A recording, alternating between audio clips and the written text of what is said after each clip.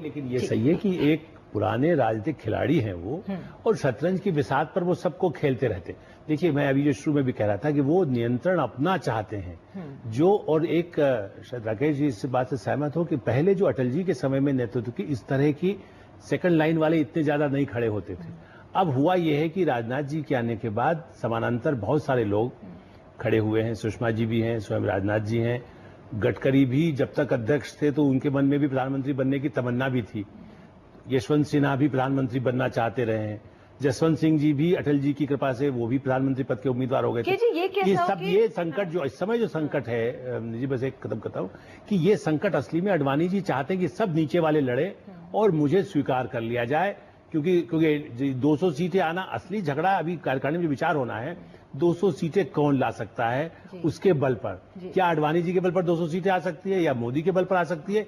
इस पर जैसा राकेश जी कह रहे हैं, यदि वो तय हो जाता है भाई मोदी ही 200 से ज्यादा दिला पाएंगे और आप अभी प्रधानमंत्री मत डिक्लेयर करिए, ये सब स्वीकार करें, ये एक मजबूरी पार्टी के लिए होगी। चलिए, एक ब्रेक मुझे लेने को कहा जा रहा है, उसके बाद हम यही समझने की कोशिश करेंगे कि लालकृष्ण आडवाणी की भी चले लेकिन नरेंद्र मोदी को प्रचार कैंपेन का हेड भी बनाया जाए। क्या इसका फॉर्मूला बीजेपी तैयार कर पाएगी? एक छोटे से ब्रेक के बाद तुरंत लौटते हैं, बने रहिए बड़ी खबर के साथ। मेरी अपनी राय है निश्चित रूप से, मेरे अपने विचार हैं निश्चित रूप से, और मैं इसको पार्टी के उचित प्लेटफॉर्म पर जरूर अपनी प्रतिक्रिया देती हूँ। आप भी हमारे परिवार के अंग हो, लेकिन कुछ बातें ऐसी होती हैं कि जो परिवार के अंदर भी फिर 1 to 1 में सीमित रह जाती हैं।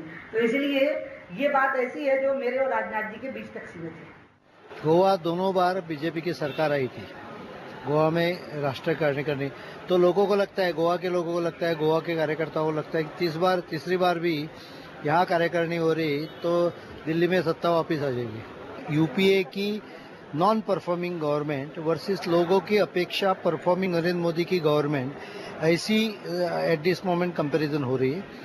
तो उनको करना चाहिए, कब करना चाहिए इसके बारे में मैं नहीं बोल सकता हूँ, वो कार्यकारिणी को तय करना चाहिए, लेकिन कब करना चाहिए इसका टाइम टेबल कार्यकारिणी ने तय करना चाहिए।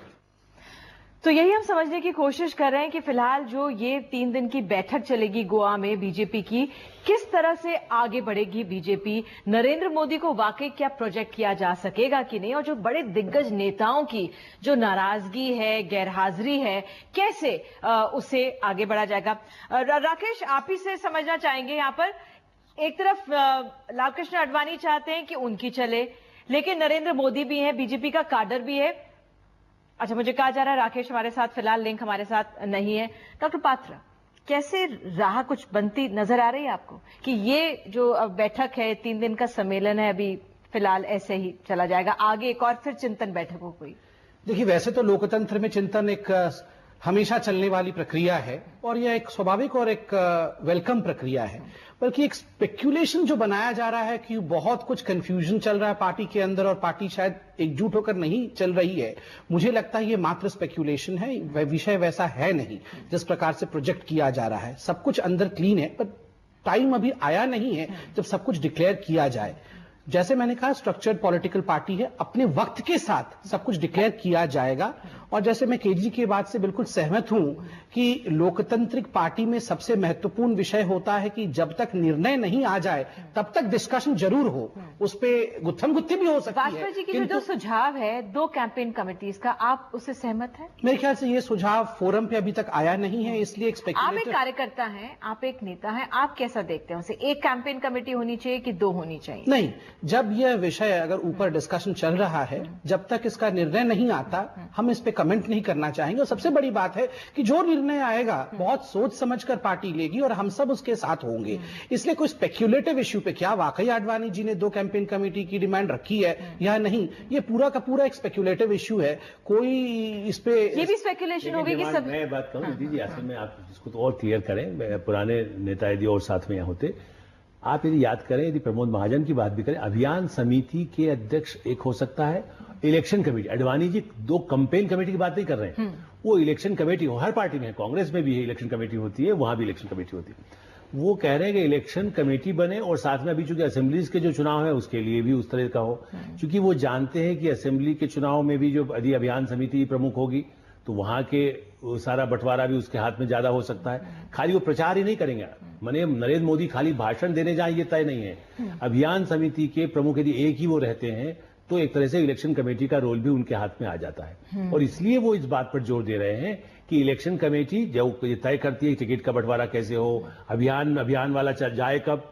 प्रमोद महाजन केवल पब्लिसिटी, मतलब शाइनिंग इंडिया का काम कर रहे थे। अटल जी अडवाणी जी दोनों थे और नेता भी बहुत सारे थे। आज की स्थिति में कोई नहीं है। राजनाथ सिंह जी का कद उतना ऊंचा नहीं है और नरेंद्र मोदी का कद आज की तारीख में उनसे ऊंचा बढ़ गया है कार्यकर्ताओं की नजर में कम से कम, या पार्टी में। और इसलिए वो अपने को, और ये अभियान समिति वाली बात एक और निजी बात जोड़ दूं, जहां तक मेरी जानकारी है, बल्कि कह लीजिए अधिकृत जानकारी है, नरेंद्र मोदी इस बात को साल भर पहले तय कर चुके थे खुद, और उन्होंने बड़े नेताओं से और संघ के नेताओं से इस बारे में बातचीत की थी। मैं उससे ज्यादा डिस्क्लोज नहीं करना चाहूंगा, लेकिन ये सही है कि उनकी स्ट्रेटजी के तहत यही होना चाहिए। अडवाणी जी पुराने ढंग से अपने कमान रखने के लिए इलेक्शन कमेटी की बात कर रहे हैं, ताकि नरेंद्र मोदी अकेले ही एक छत्र अपना घोड़ा आगे न दौड़ाएं।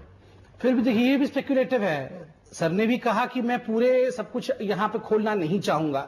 देखिए, राजनीतिक पार्टी में बहुत कुछ स्ट्रैटेजी के अंतर्गत बातें होती हैं और होना एक स्वाभाविक प्रक्रिया है, होना भी चाहिए, वरना इसे डिक्टेटरशिप कहेंगे, डेमोक्रेसी नहीं कहेंगे। किंतु मैं एक बात पे बार बार जोर दे रहा हूं, क्या जो बड़े नेता हैं वो किसी एक नेता नरेंद्र मोदी की डिक्टेटरशिप से घबराते हैं? नहीं, बिल्कुल नहीं।